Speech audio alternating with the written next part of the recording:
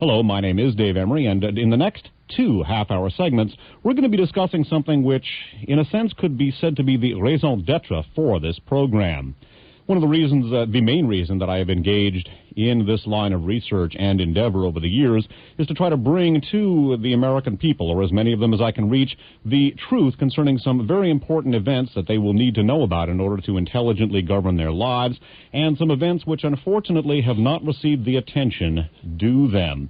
So what we're going to be doing this evening is examining part of the history of the influence that elements of our intelligence community have exerted on the news media. Specifically, we're going to be taking a look at the history of the journalistic community's involvement with the Central Intelligence Agency. Now, as a quick aside, our intelligence community is much larger than just the CIA. The CIA only gets 15% of the intelligence budget, but nonetheless, that very powerful institution, again, the Central Intelligence Agency, has exerted a profound influence on the functioning of the U.S. news media over the years.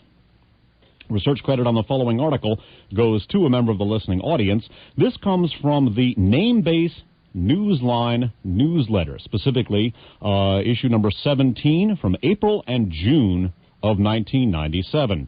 This particular article was authored by a very fine researcher named Daniel Brandt, last name B-R-A-N-D-T, a name well known to veteran researchers in this field, and some of his characteristically excellent work is accessed in the Namebase Newsline newsletter of April through June of 1997. And once again, that's number 17. Daniel Brandt has entitled this particular article, Journalism and the CIA, subtitled The Mighty Wurlitzer. By the way, that term, the Mighty Wurlitzer, was the nickname given by former Deputy Director of Central Intelligence Frank Wisner to the CIA's media component, something that he was instrumental in developing. Now, for people who would like information about Namebase Newsline and how to contact it, it's edited by a Steve Badrich, or Badrich, B-A-D-R-I-C-H. And you can reach him and or them at P.O. Box 680635, P.O. Box 680635. That's in San Antonio, Texas, 78268. Once again, P.O. Box 680635, San Antonio, Texas, 78268. Their telephone number is area code 210-509-3160, 210-509-3160. Fax number, same area code, 210, same prefix, 509. The last four digits are 3161. Again, the fax number, 210-509-3161. The email address for them is info@pic, P-I-C, it might be P-I-X, this is a small Xerox.org. Again, info@pic.org, or perhaps it's Pix, P-I-X.org. And their website is www.pic.org. Okay, or perhaps Pix. Again, this is a relatively small Xerox, and my middle-aged and capable but failing eyes can't quite discern that. In any event, Daniel Brandt's Journalism in the CIA, The Mighty Wurlitzer, begins as follows, and I'm going to read this article straight through during the succeeding half-hour segments, as well as a very fine sidebar about the influence on the American news media of members of the Council on Foreign Relations, a very influential body, sometimes incorrectly represented in certain types of right-wing conspiracy theory, but a very, very influential body nonetheless, and one that exerts a powerful influence on the news media, and also one that overlaps the U.S. intelligence community to a considerable extent. Daniel Brandt's Journalism in the CIA reads as follows.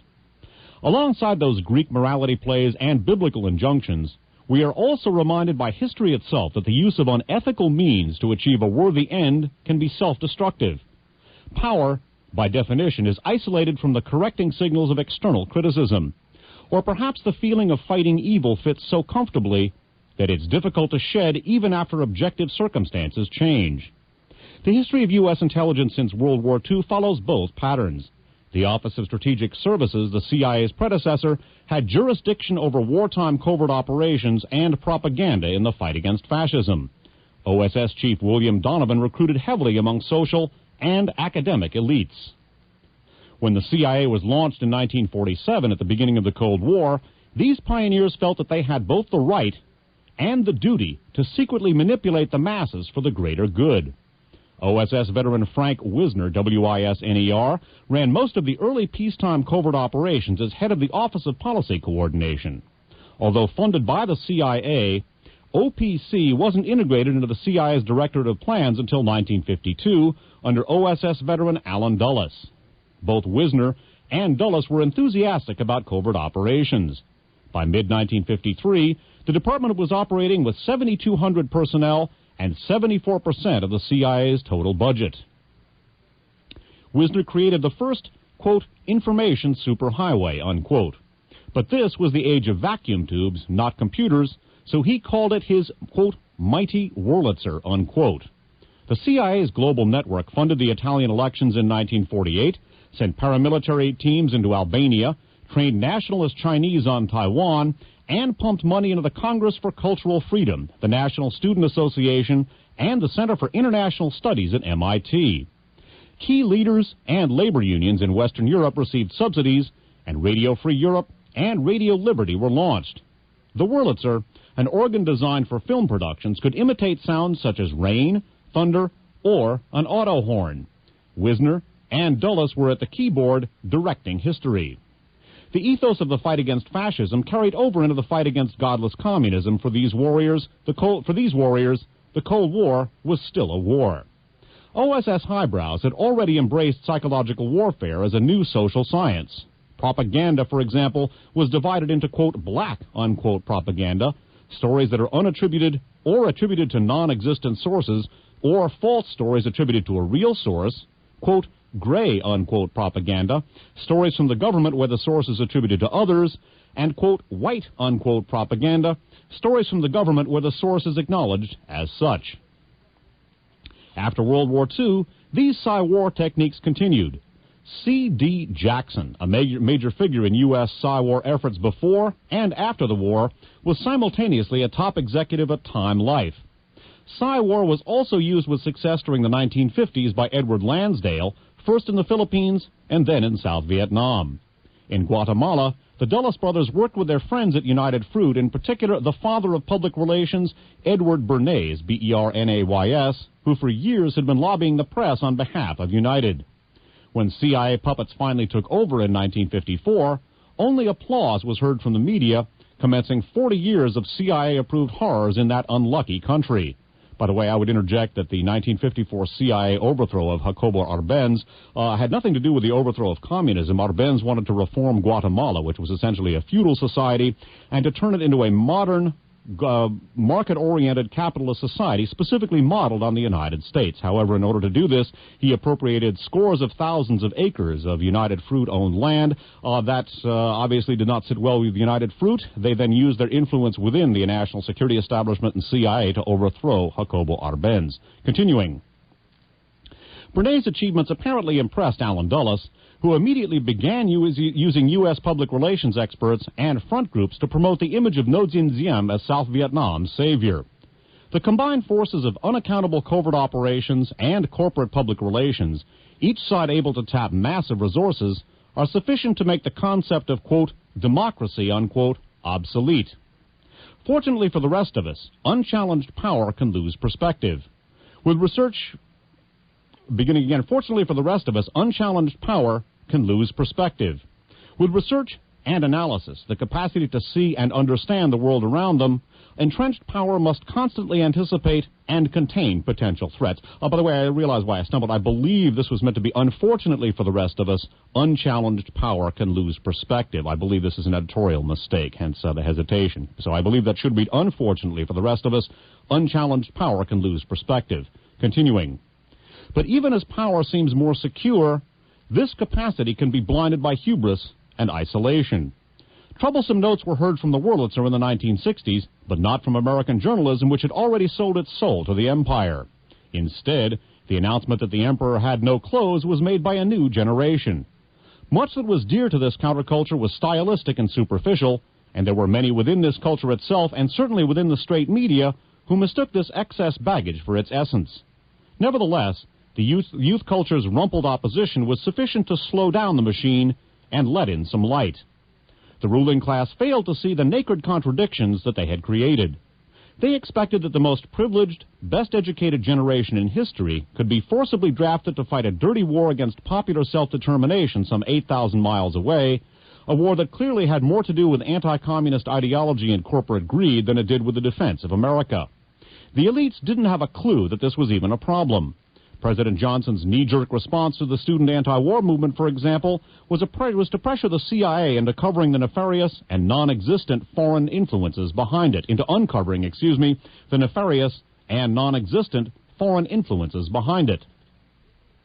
Thus, the crack in the culture that eventually encouraged American media to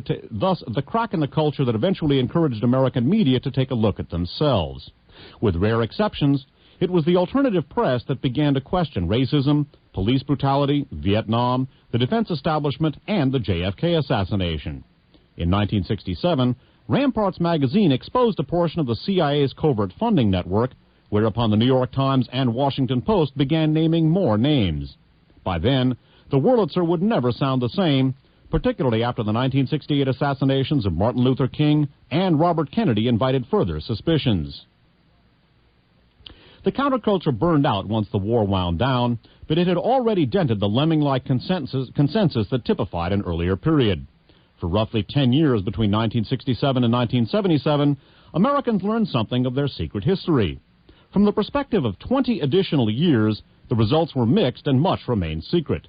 But it's scary to think of where we might be now if the counterculture had never happened. During the last half of those 10 years, sandwiched between Watergate coverage on one end and congressional investigations of the CIA on the other, the media showed some interest in examining their own intelligence connections. The first shoe was dropped by Jack Anderson in late August of 1973 when he revealed that Seymour Frieden, I'm not sure how it's pronounced, Freidin, head of the Hearst Bureau in London, was a CIA agent. Frieden, already in the news because the Republicans paid him $10,000 in 1972 to spy on the Democrats, confirmed Anderson's story. At that point, William Colby, the new CIA director, was asked by the New York Times and the Washington Star-News if any of their staff were on the CIA payroll. James Scotty Reston of the New York Times was satisfied with an evasive answer, but when the Star-News editorial board met with Colby, they made some progress. The other shoe dropped with an article by Oswald Johnston on November 30th. The Star-News learned from an, quote, authoritative source, unquote, in parentheses, Colby, that of course is former CIA Director William Colby, continuing, that the CIA had some 36 American journalists on its payroll. Johnston named only one, Jeremiah O'Leary, who was one of their own diplomatic correspondents. The Star-News stopped publishing in 1981, at which point O'Leary joined Reagan's national security staff. From 1982 until his death in 1993, he was with the Washington Times. That was the first and last time that Colby was helpful on this topic. Some believe that the new director was under pressure from the Young Turks, junior staffers at the agency, who were granted a mandate by Colby's successor to cough up the, quote, family jewels, unquote, a list of illegal exploits that could be culled from the CIA's files. Already, there were rumors that the CIA was guilty of illegal spying on the anti-war movement, rumors that were confirmed a year later by Seymour Hersh, some of whose sources were these same Young Turks. Why was Colby initially forthcoming on the issue of the CIA and the media? And why did he then start stonewalling? Some believe that he was attempting a, quote, limited hangout, unquote, as the best way out of a position that made him nervous, while others feel that he was implicitly threatening to provide additional names in order to scare off the media. Colby had reason to be worried. By late 1973, investigative journalism was in the air because of Watergate, an issue that had more than the usual share of CIA connections. Colby's stonewalling continued for the remainder of his tenure, even as a Senate committee led by Frank Church desperately tried to squeeze more names out of him. George Bush replaced Colby in January of 1976, by the way, I would interject that, of course, as Director of Central Intelligence, continuing, and eventually agreed to a one-paragraph summary of each file of a CIA journalist with names deleted. When the CIA said it was finished, the Church Committee had over 400 summaries. The committee staff was shocked at the extent of the CIA's activity in this area and felt that they still didn't have the story. But they were running out of time and expected that the Senate's new Permanent Oversight Committee would continue their work. The Church Committee's final report contained only a handful of vague and misleading pages on the CIA and the media. Quote, "It hardly reflects what was found," stated Senator Gary Hart. Again quoting, There was a prolonged and elaborate negotiation with the CIA over what would be said, unquote. The House investigation of the CIA under Otis Pike had more problems than the Senate investigation. The full House voted to suppress the committee's final report under pressure from the executive branch, at which point Daniel Schorr of CBS leaked a copy to the Village Voice. This report contained just 12 paragraphs on the topic of the CIA and the media, including the tidbit about the CIA's, quote, frequent manipulation of Reuters' wire service dispatches, unquote. Another paragraph gave some idea of the scope of the CIA's efforts in this area, and then it quotes that paragraph. Some 29% of 40 committee-approved covert actions were for media and propaganda projects. By the way, the 40 Committee, interjecting and interrupting, was one of the early directorial bodies for CIA covert operations. So that is what the reference to 40 Committee is. It basically was one of the bodies which not only advised but oversaw and participated with the CIA at an executive directorial level with regard to covert operations. So that's the reference here. Beginning again. Some 29% of 40 committee-approved covert actions were for media and propaganda projects. This number is probably not representative. Staff has determined the existence of a large number of CIA internally approved operations of this type, apparently deemed not politically sensitive. It is believed that if the correct number of all media and propaganda projects could be determined, it would exceed election support as the largest single category of covert action projects undertaken by the CIA. And then the author Daniel Brandt goes on to add, that of course was a quote of that paragraph from the report. One enterprising researcher took this 29% figure and, extrapolating from figures on CIA expenditures for covert operations, found that the cost of propaganda in 1978 was around $265 million and involved 2,000 personnel. Comparing this to figures for other news agencies, he concluded that the CIA, quote, uses far more resources in its propaganda operations than any single news agency. In fact, the CIA propaganda budget is as large as the combined budgets of Reuters, United Press International, and the Associated Press, unquote. By the way, I would also interject that this article is copiously footnoted, so interested listeners or readers who would like to pursue the sources upon which Daniel Brandt has drawn for this excellent article are certainly able to do so from his documentation. Continuing. CBS took Daniel Schorr off the air after he leaked the Pike Committee report. This was most likely a convenient opportunity for William Paley, chairman of CBS, who didn't approve of Schorr's interest in the network's own CIA connection. By the way, I would interject that William Paley himself was a veteran of U.S. government psychological warfare operations in the World War II and early Cold War periods. By the way, a good reference on that is the book The Science of Coercion, authored by Christopher Simpson, the author of the landmark book Blowback about the incorporation of the residua of the Nazi intelligence system into our own at the end of World War II. The book is published in softcover by the Oxford University Press and is currently available. So again, by the way, by way of assessing William Paley's background in the psychological warfare establishment of the U.S. government, the book The Science of Coercion by Christopher Simpson. Continuing. Former CBS News President Sig Mickelson, M-I-C-K-E-L-S-O-N, who by 1976 was president of Radio Free Europe and Radio Liberty, said that in October of 1954, Paley called him into his office for a friendly discussion with two CIA officials.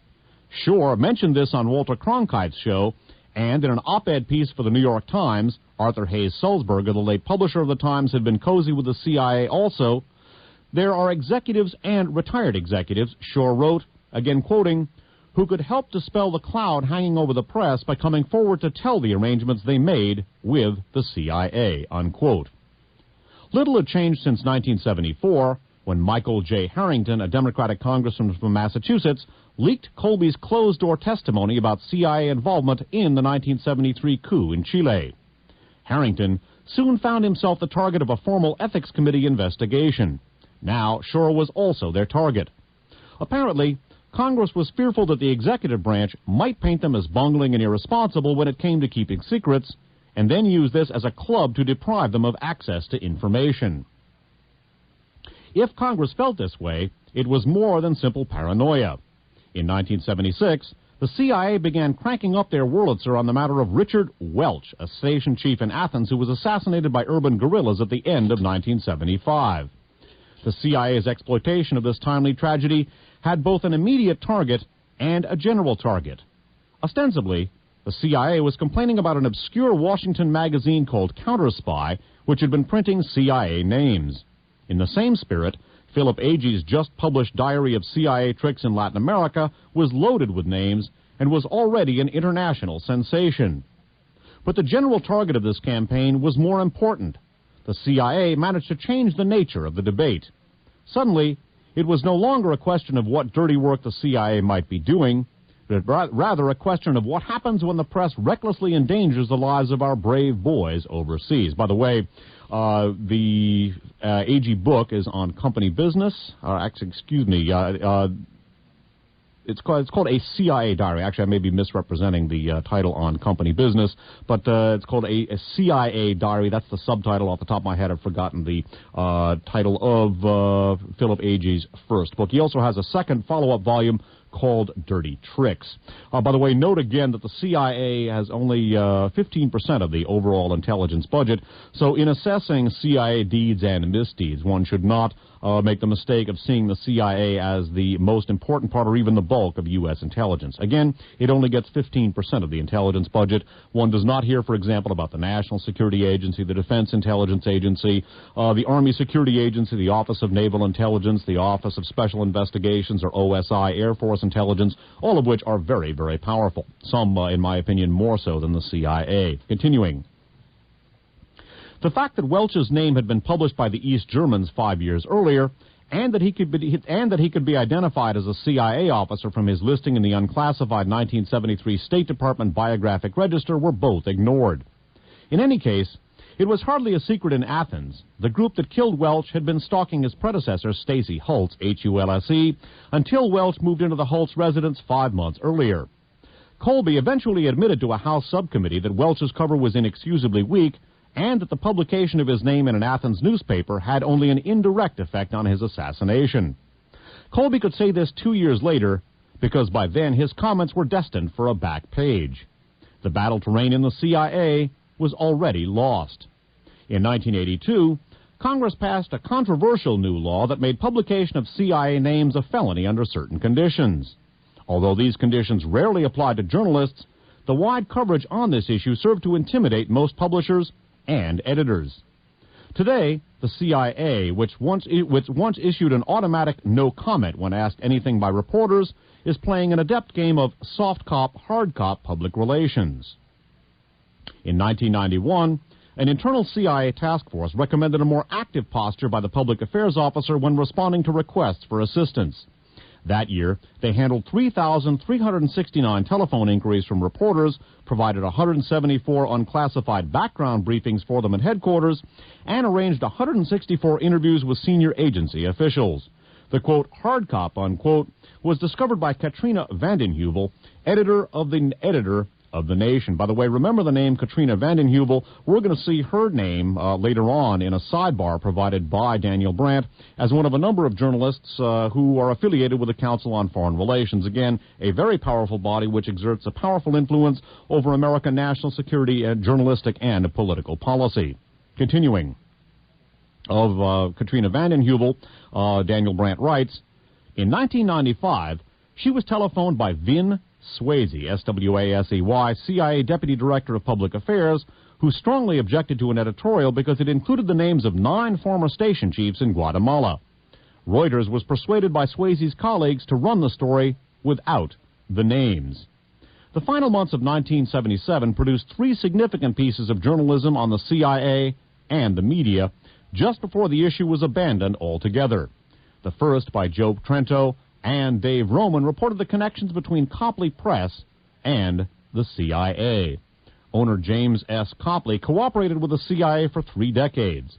A subsidiary, Copley News Service, was used as a CIA front in Latin America, while reporters at the Copley-owned San Diego Union and Evening News were instructed to spy on anti-war protesters for the FBI. No less than 23 news service employees were simultaneously working for the CIA. James Copley, who died in 1973, was also a leading figure behind the CIA-funded Inter-American Press Association. And that is also mentioned in the aforementioned Philip Agee book, the Inter-American Press Association.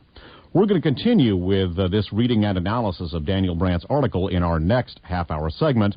I alluded earlier to the Spitfire tape duplication service. They have all of the half-hour segments I've produced, the various interviews that I've done, the weekly One Step Beyond shows, most of the lecture tapes, and now the archive documentaries that I've produced over the years as well. Spitfire can be contacted at Post Office Box 1179. That's P.O. Box 1179. That's in Ben Lomond, California, capital B-E-N, capital L-O-M-O-N-D, zip code 95005. Once again, that's Spitfire, one word, S-P-I-T-F-I-R-E, P.O. Box 1179, Ben Lomond, California, zip code 95005. There's also an email address for Spitfire. That's A-L-C-A-L-A-M-E. That's A-L-C-A-L-A-M-E at ix.netcom.com. Once again, that email address, ALCALAME at ix.netcom.com. By the way, I've now updated our webpage to include all of the Spitfire information, descriptions, lengthy descriptions of the various archive shows, the half-hour segments, and all of the programs available on permanent file can be accessed from the website. There's also a suggested reading list, some suggestions about some things to do, information about other means of publication I'm attempting to launch. I can't tell you about that on the air since that is a for-profit venture and this is non-commercial radio. But interested listeners can access the KFJC website. You can point your web browser at www.kfjc.org and look for the public affairs section, and then the Spitfire Dave Emory information should be perfectly readily available in the public affairs section. So again, point your web browser at www.kfjc.org and look in the public affairs section for descriptions of all of the various Spitfire tapes, suggested reading list, and other information. I can't tell you about other means, but I can give you the address at which to contact it. You can contact other means at P.O. Box 191710, P.O. Box 191710, that is in San Francisco, California, 94119-1710. Again, for other means, that's taken, by the way, from the famous quote from Prussian military theoretician Karl von Clausewitz that war is the continuation of politics by other means. You can contact them at P.O. Box 191710, San Francisco, California, 94119-1710. We will be continuing with this very fine article by Daniel Brandt about the CIA and the news media, specifically the CIA and journalism, in our next half-hour segment. My name's Dave Emory. Thanks for listening.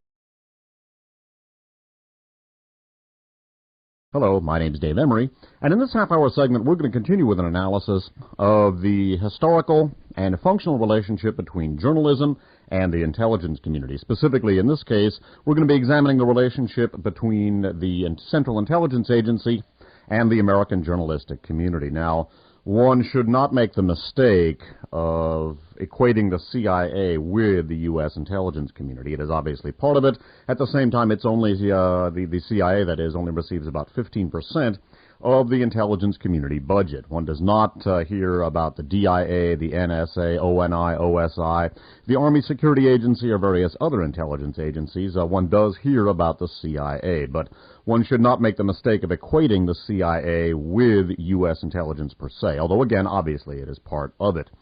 The CIA and the intelligence community are not coterminous. This article, however, examines the journalistic community in the CIA. It's an article entitled, appropriately, Journalism and the CIA, subtitled The Mighty Wurlitzer.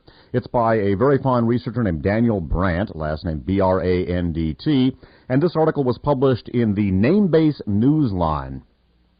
Specifically, this is from the Namebase Newsline number 17, their issue of April through June of 1997. Namebase Newsline is edited by Steve Badrich, or Badrich, B-A-D-R-I-C-H.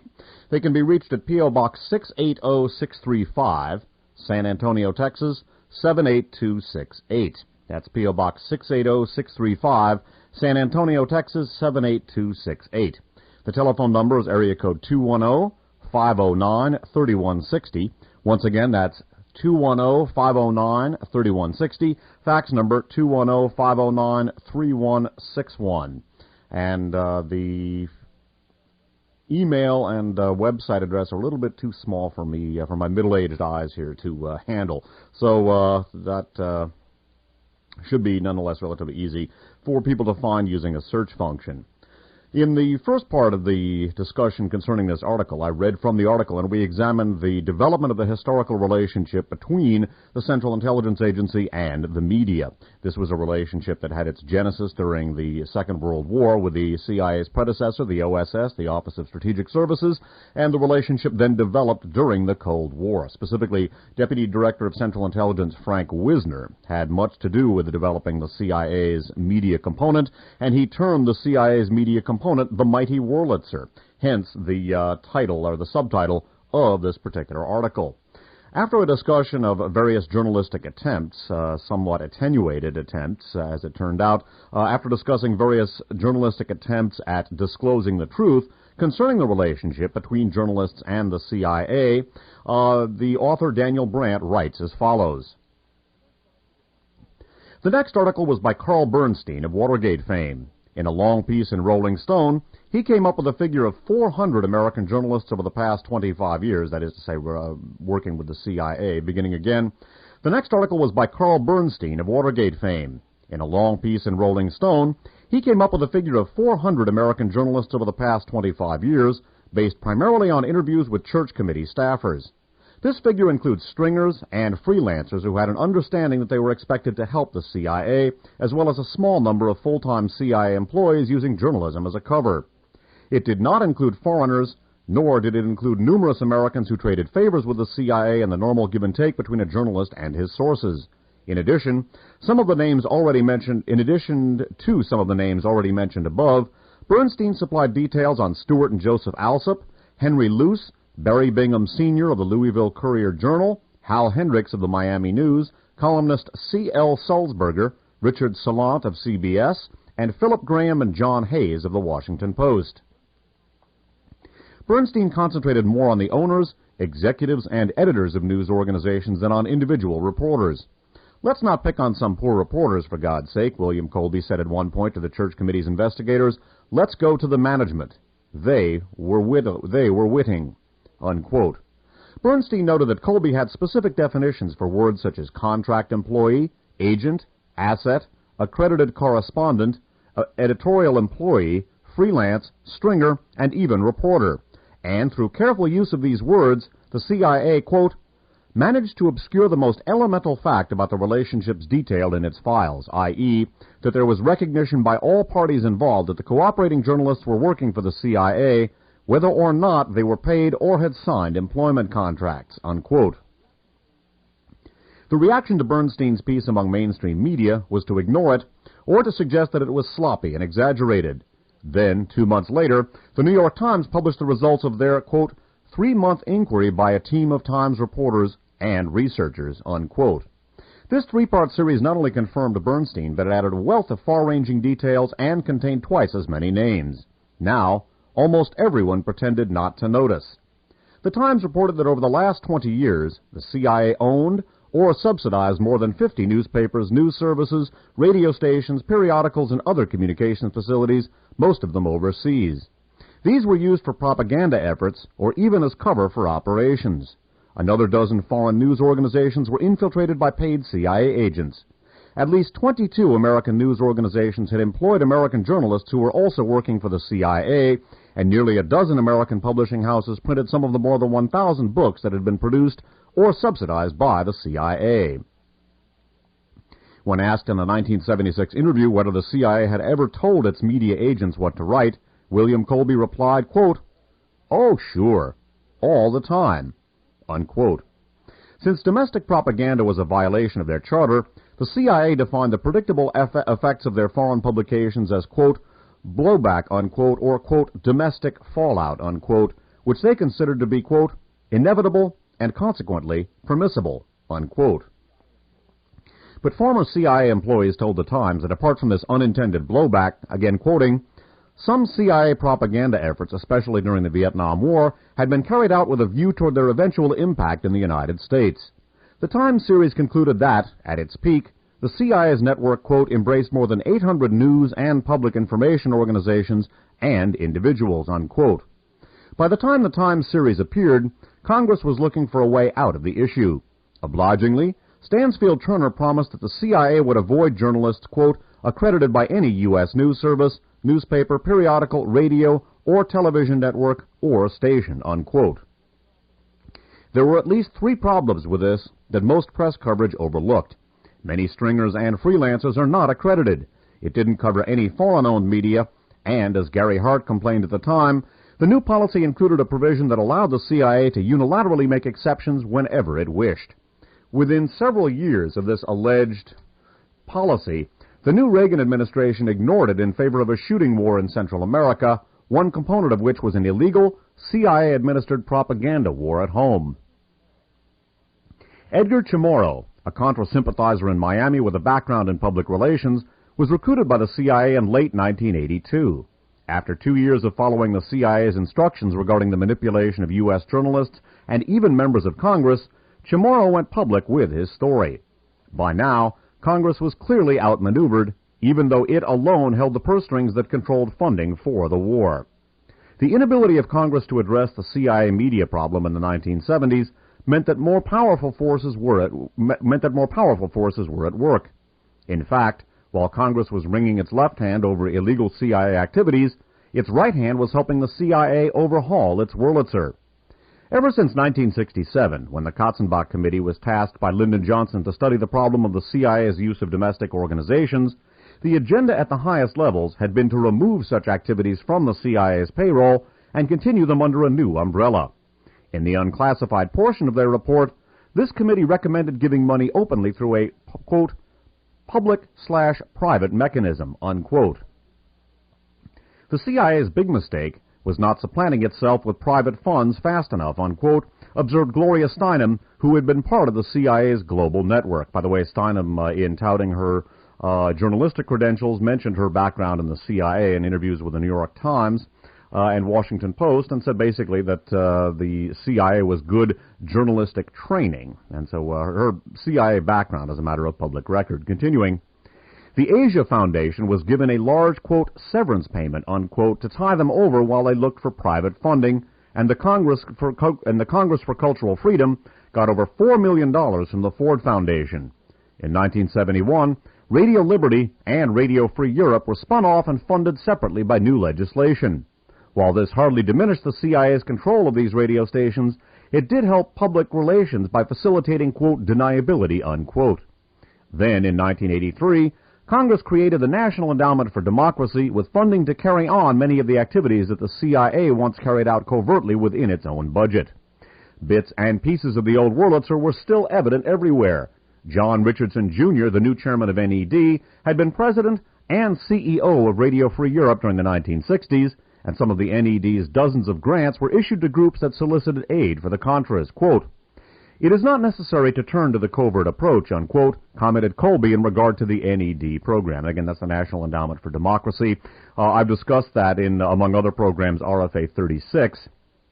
It is sort of an overt covert operations vehicle and was instrumental in, among other things, the destabilization of the Soviet Union. Again, I refer interested listeners to RFA 36, available from Spitfire. Continuing, quote, "It is not necessary to turn to the covert approach," unquote, commented Colby in regard to the NED program. Again quoting, "Many of the programs which were conducted as covert operations can now be conducted quite openly and, consequentially, without controversy." As if to prove his point, Colby's wife was soon a member of NED's board of directors.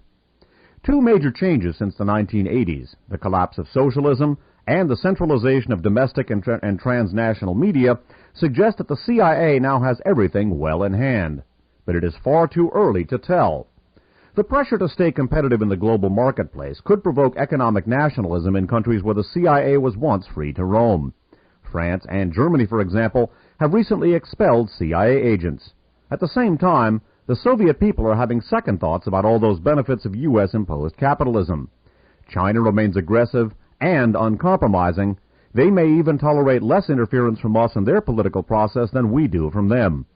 It's a different world, and it's unfamiliar. A blue-ribbon panel of the Council on Foreign Relations suggested last year that the CIA be freed from some policy constraints on covert operations, such as the use of journalists and clergy as cover. This is alarming. Unlike the typical corporate-funded think tank filled with pro-Pentagon pundits, the folks at CFR are either running the world or they know who does. For 70 years, they've rarely recommended anything that has not become policy. Furthermore, they've thoroughly co-opted the major media. There have also been official announcements that the CIA is mission creeping into economic intelligence and computer-age information warfare. This might reflect a bit of nostalgia for the job security and moral clarity of the Cold War, or it could be a premonition that the American century is over and the masses are expected to get uppity. Perhaps the First Amendment has always been something of a con, a matter of, quote, freedom, unquote, but only for those who own the presses or for those who lived in an earlier century before War and public relations experts. Then again, stay tuned. The credibility gap is back.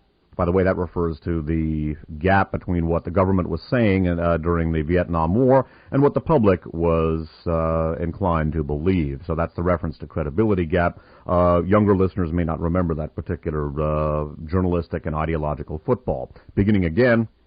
Then again, stay tuned. The credibility gap is back. A recent poll shows that Americans are fed up with the mainstream news media. Quote, very favorable, unquote, ratings for television network news fell from 30% in 1985 to just 15% this year, and for large national newspapers it dropped 12%. A majority now believe that news stories are often inaccurate. After factoring in the new global economics and recalculating the prospects for the middle class, all bets are off. The poor performance of Congress and the press on the issue of journalists and the CIA may mean that the next time around, the elites will lack even the credibility to stage another co-opting charade of, quote, oversight, unquote. That could prove beneficial, particularly if the next time threatens to be as inconsequential and diversionary as the last time. And by the way, I would note a couple of things. First of all, not only is the mainstream press deeply involved with the intelligence community, but in point of fact, the so-called alternative media, as well as the so-called progressive sector itself, is heavily infiltrated and profoundly influenced by the intelligence community. I would also note in this regard that in the 1990s, there has been something of a conspiracy industry that has grown up. I refer to it contemptuously as Conspiracy Incorporated, and they are not only infiltrated, they are controlled by the intelligence community. And one of the things that, and this, by the way, that is not to say that all or even most of the individuals in it are intelligence operatives. Rather, I think it is an amoral and essentially profit-driven milieu. And they simply do not care whether an individual has integrity. They do not care whether material is good or bad as long as it sells. They're quite comfortable with fascistic organizations such as the Liberty Lobby. And indeed, I think that the kindest thing one could say about Conspiracy Incorporated is that it is amoral and that, in fact, it is an unwitting tool of the very interests it professes to be opposed to. So please note that as well. I think that one of the more grotesque ironies of the American political reality in 1997 is that even those, and this is not to say there are not some good researchers, there are, Daniel Brandt is an example of that, but there is a remarkably unprofessional, amoral, and to a certain extent proto-fascistic bent to research into political conspiracies in the 1990s. There are some good researchers. I personally loathe the term conspiracy theorist or conspiracy research. I refer to myself as an anti-fascist researcher. But you talk about anti-fascism to the average American in 1997, and they're going to say, well, I didn't know her personally, but I hear she was quite a gal. And one will very quickly lose people. So do note that even though mainstream organizations are, as a matter of public record, profoundly influenced by and inextricably linked with the intelligence community, the CIA in particular, they are not alone in this regard. And many of the critics of the machinations of the intelligence community would do well to heal themselves before they hang their medical shingle on the wall. In a very informative sidebar to this particular article, Daniel Brandt discusses the Council on Foreign Relations. The CFR is a very important body. It's influence and ideological valence, so to speak, are frequently distorted by such institutions as the John Birch Society, which make the CFR out to be related to international communism, which it most assuredly is not. It is, in fact, one of the founts of ideological anti-communism in the United States in this century. It is also a profoundly influential and immensely powerful organization, and along with the closely related Trilateral Commission, they wield a tremendous influence. It is sad that in the rush by the so-called progressive forces, as well as by the mainstream media, to debunk conspiracy theory, that they have overlooked the CFR and the Trilateral Commission to a considerable extent. And as I said, I think it's sort of sad that those who do research these kinds of things pay no real attention to the obvious signs of infiltration and even fascistic control of their own media. Of their own milieu, I should say, watching organizations like the Liberty Lobby, people with open affiliations with Nazi organizations, the Church of Satan, as well as obvious intelligence operatives, moving up into the conspiracy incorporated milieu is, in one sense, grotesque, and also, I think, perhaps to be expected, and past a point, a bit on the amusing side. However, of the Council on Foreign Relations and its relationship not only to the intelligence community and but the media as well, Daniel Brandt writes as follows. Again, I'm reading from the Namebase Newsline newsletter of April through June of 1997. It's number 17. This is an article entitled "Journalists at Work, Who's Watching the Watchdogs?" and it reads as follows. In the handful of self-critical articles about the media that appeared 20 years ago, the matter of CIA connections with executives, editors, and reporters was emphasized. While this makes for good copy, and is certainly worth repeating, it also fails to challenge American journalism at its weakest point, the corrupting influence of fame and fortune. Someone who has looked at this issue recently is James Fallows, formerly of Atlantic Monthly. Fallows argues in his recent book, Breaking the News, How the Media Undermine American Democracy, that his profession is becoming seriously compromised. Boy, is he understating the case, although I know how he feels.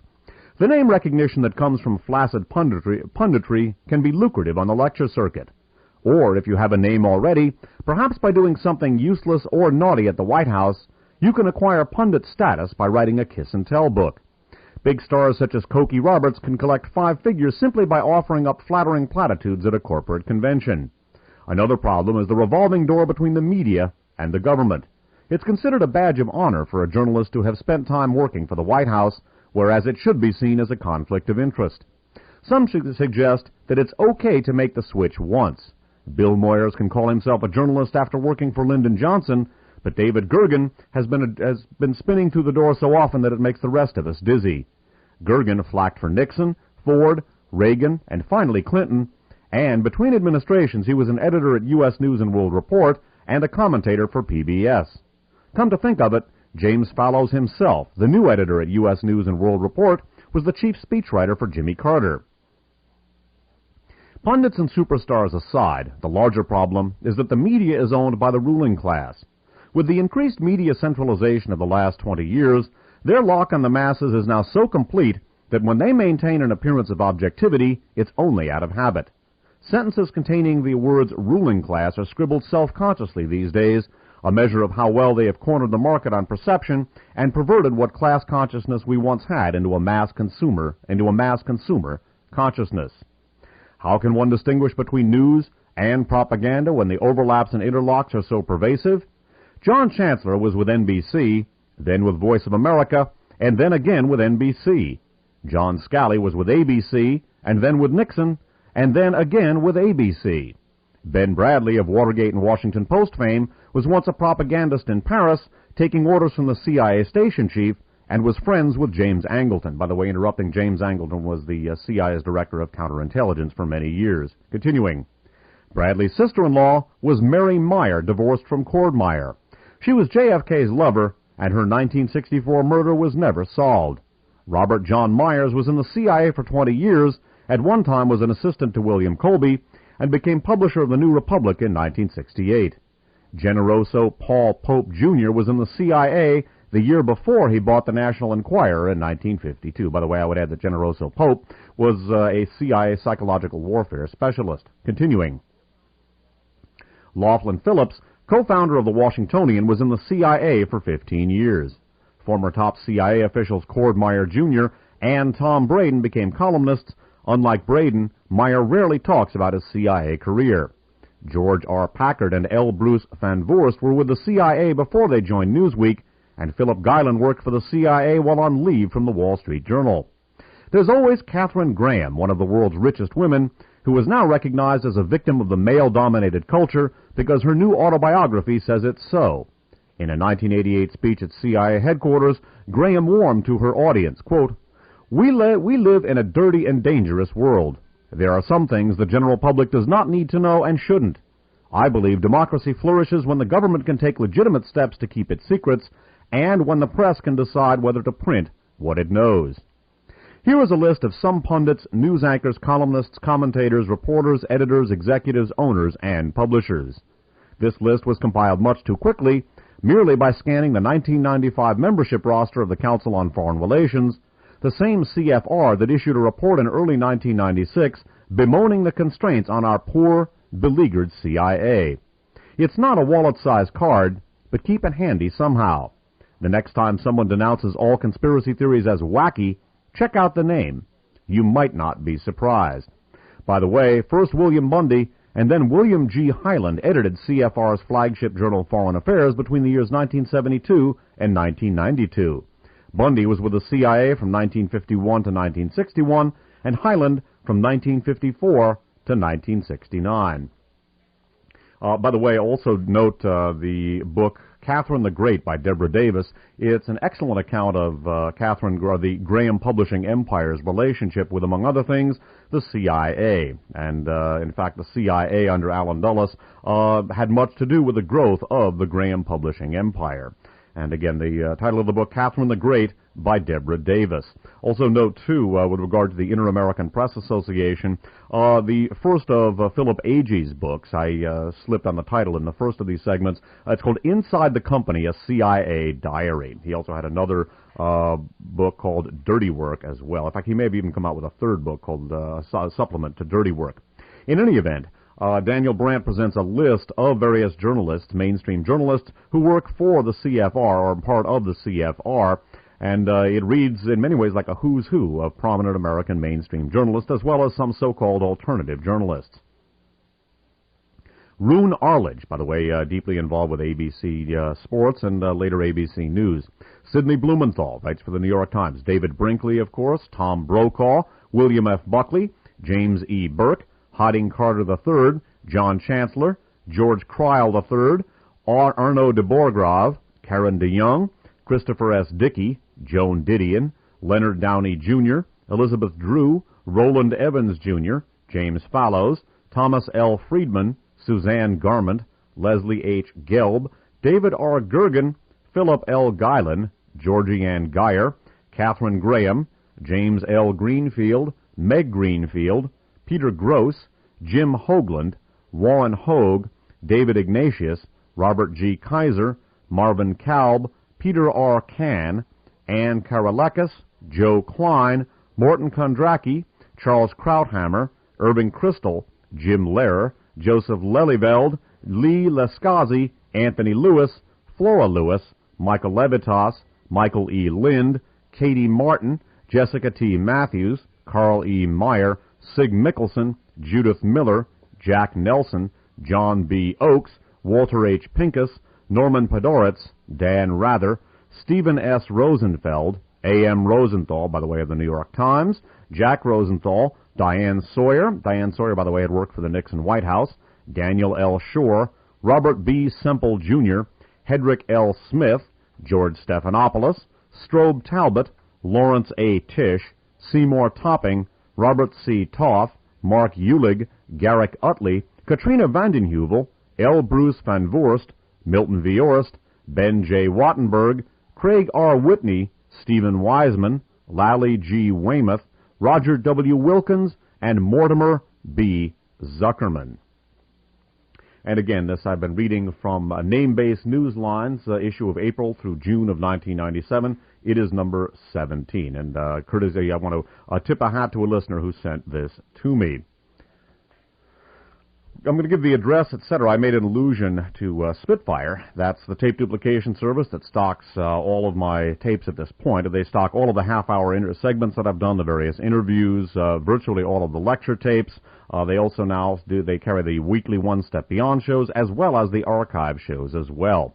You can contact Spitfire at P.O. Box 1179, Ben Lomond, California, zip code 95005. And again, that's one word, Spitfire, S-P-I-T-F-I-R-E, P.O. Box 1179, Ben Lomond, California, 95005. There's also an email address for Spitfire, ALCALAME, that's ALCALAME at ix.netcom.com. Once again, ALCALAME at ix.netcom.com. People can scan the updated web page and get descriptions and links, etc., for the various archive shows, as well as now for all of the half-hour segments that I've produced and the interviews as well. You can access the Spitfire web page as part of the KFJC web page. KFJC-FM is the home-based station at which I record these programs. It's located in the South San Francisco Bay Area. You can access the Spitfire webpage by pointing your web browser at www.kfjc.org. Once again, that's at www.kfjc.org, and look under Public Affairs and simply look for my name and that of Spitfire. It'll be easy to get a hold of. So again, an updated webpage with something like 18 or 20 pages of descriptions of the newer broadcasts. I get a small royalty from the sale of the archive shows only. I receive no monies from present, recent, or future on-air endeavors. That concludes this broadcast. My name's Dave Emory.